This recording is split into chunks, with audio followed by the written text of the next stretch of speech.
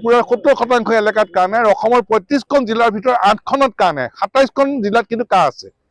তাৰমানে আমাৰ প্ৰশ্নটো হ'ল যে হাইৱেটো এফালে কা বেয়া, হাইৱেটো এফালে কা ভাল নেকি? এইটো প্ৰশ্ন। গতিকে এই প্ৰশ্নটোকে আমাৰ সদৌ অসম ছাত্ৰ সন্থাৰ নেচৰ অধিবক্তাই খুব যুক্তিপূৰ্ণভাৱে উত্থাপন কৰিছে আৰু এই কথাই কৈছে যে ইনাৰ লাইন পাৰ্মিট থকা এলেকাবিলাকত যিহেতু উত্তৰাঞ্চলত কা নাই, ষষ্ঠ অনুসূচী এলেকাবিলাকত যিহেতু কা নাই, গতিকে অসমৰ বাকীবোৰ অঞ্চলৰ পৰাও কাখন আঁতৰাব লাগে। এইটোৱে আমাৰ হ'ল মূল দৃষ্টিভংগী।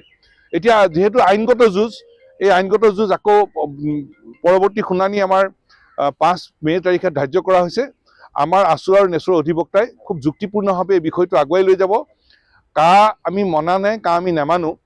আৰু পুনৰ এটা কথা আমি আছু আৰু নেচই দোহাৰিব খুজিছোঁ যে ইনাৰ লাইন পাৰ্মিট থকা উত্তৰপূৰ্বাঞ্চলৰ ৰাজ্যবিলাকৰ কাৰণে যদি কা বেয়া, ষষ্ঠ অনুসূচীৰ এলেকাধীন অসম আৰু উত্তৰপূৰ্বাঞ্চলৰ কাৰণে যদি কা বেয়া, তেতিয়াহ'লে অসম আৰু উত্তৰপূৰ্বাঞ্চলৰ বাকীবোৰ ঠাইৰ কাৰণেও কা বেয়া। অসমৰ ৩৫খন জিলাৰ ভিতৰত ৮খন জিলাৰ কাৰণে যদি কা বেয়া, আন ২৭খন জিলাৰ কাৰণেও কা বেয়া। এইটোৱে আমি যুক্তি লৈ আমি আগবাঢ়িছোঁ আৰু আমাৰ অধিবক্তাসকলে ৫ মে'ৰ পৰা আৰম্ভ হ'বলগীয়া এই শুনানিত যুক্তি সহকাৰে আগবাঢ়িব। আজি কাৰ শুনানিৰ সময়ত সদৌ অসম ছাত্ৰ সন্থা আৰু উত্তৰ পূৰ্বাঞ্চল ছাত্ৰ সন্থাৰ নেচৰ অধিবক্তাই খুব বলিষ্ঠভাৱে যুক্তি উত্থাপন কৰিছে।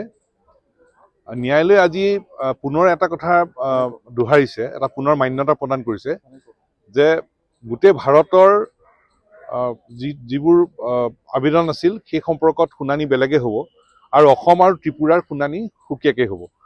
আৰু Indian union of Muslim league versus government of India, তেওঁলোকৰ এই যিটো গোট, সেই গোটটোত সমগ্ৰ ভাৰতবৰ্ষৰ আবেদনৰ ওপৰত শুনানি হ'ব।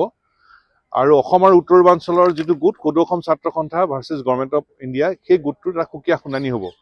অৰ্থাৎ আজি উচ্চতম ন্যায়ালয়ে পুনৰ অসম আৰু ত্ৰিপুৰাৰ বিদেশী নাগৰিকৰ সমস্যাটো যে সুকীয়া, সেই সম্পৰ্কত আজি এটা পুনৰ মান্যতা দিলে।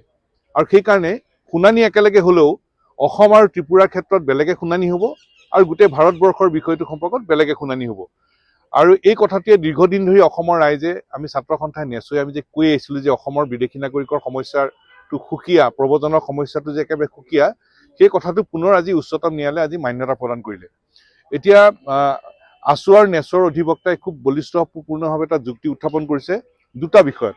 এটা বিষয় হ'ল যে কা আমাৰ ওপৰত জাপি দিয়াৰ পিছত তাত এটা ব্যৱস্থা কৰা হ'ল। সেই ব্যৱস্থা হ'ল যে ইনাৰ লাইন পাৰ্মিট যিবিলাক ৰাজ্যত আছে সেই এলেকাত এতিয়া কা নাই। অৰ্থাৎ আমাৰ উত্তৰ পূৰ্বাঞ্চলৰ মিজোৰাম, নাগালেণ্ড, অৰুণাচল প্ৰদেশ আৰু মণিপুৰত এতিয়া কা নাই, যিহেতু এই 4খন ৰাজ্যত ইনাৰ লাইন ব্যৱস্থা প্ৰৱৰ্তন হৈ আছে। আৰু ক'ত কা নাই? ষষ্ঠ অনুসূচী এলেকাৰ অধীনত কা নাই, যেনে মেঘালয়ৰ ৯৮% এলেকাত কা নাই, ত্ৰিপুৰাৰ ৭০% এলেকাত কা নাই আৰু অসমৰ ৮খন জিলাত কা নাই। অৰ্থাৎ অসমে উত্তৰ পূৰ্বাঞ্চলৰ ভিতৰত আটাইতকৈ ক্ষতিগ্ৰস্ত। আমাৰ ৩৫খন জিলাৰ ভিতৰত ৮খন জিলাত কা নাই আৰু ২৭খন জিলাত কা আছে। আৰু আমাৰ অধিবক্তাই খুব বলিষ্ঠপূৰ্ণভাৱে যুক্তি উত্থাপন কৰিছে যে ইনাৰ লাইন পাৰ্মিট থকা এলেকাবিলাকৰ কাৰণে যদি কাটো বেয়া, ষষ্ঠ অনুসূচী এলেকাবিলাকৰ কাৰণে যদি কাটো বেয়া, তেতিয়া অসম আৰু উত্তৰ পূৰ্বাঞ্চলৰ বাকীবোৰ ঠাইৰ কাৰণে কা কেনেকৈ ভাল হ'ব পাৰে, এই বিষয়টো উত্থাপন কৰিছে। আৰু এইটোৱে এটা মূল বিষয়। আৰু আমি আশা কৰিম যে অহা ৫ তাৰিখৰ পৰা পৰৱৰ্তী শুনানি দিন ধাৰ্য কৰিছে আৰু উচ্চতম ন্যায়ালয়ে অসম আৰু উত্তৰ পূৰ্বাঞ্চলৰ ৰাইজক ন্যায় দিব বুলি আমি আশা প্ৰকাশ কৰিছোঁ। আৰু আমি পুনৰ ক'ব খোজোঁ যে ইনাৰ লাইন পাৰ্মিট থকা ৰাজ্য, ষষ্ঠ অনুসূচী এলেকাৰ কাৰণে যদি কা বেয়া, তেতিয়াহ'লে অসমৰ আনবোৰ ঠাইৰ কাৰণে, উত্তৰ পূৰ্বাঞ্চলৰ আনবোৰ ঠাইৰ কাৰণে কা কেনেকৈ ভাল হ'ব পাৰে। আৰু অসম আৰু উত্তৰ পূৰ্বাঞ্চলৰ ওপৰত জাপি দিয়া কাখন আমি নেমানো। তাৰ কাৰণে আমি আইনগত যুঁজৰ কাৰণে উচ্চতম ন্যায়ালয়ৰ ওচৰত আবেদন কৰিছোঁ। আজি দীৰ্ঘদিন বিৰতিৰ পিছত শুনানি আৰম্ভ হৈছে। ৫ তাৰিখে পুনৰ শুনানি আৰম্ভ হ'ব আৰু আমি আশা কৰিছোঁ যে উচ্চতম ন্যায়ালয়ে অসম আৰু উত্তৰ পূৰ্বাঞ্চলৰ খিলঞ্জীয়া মানুহক ন্যায় প্ৰদান কৰিব আৰু এই আইনগত যুঁজ অব্যাহত থাকিব।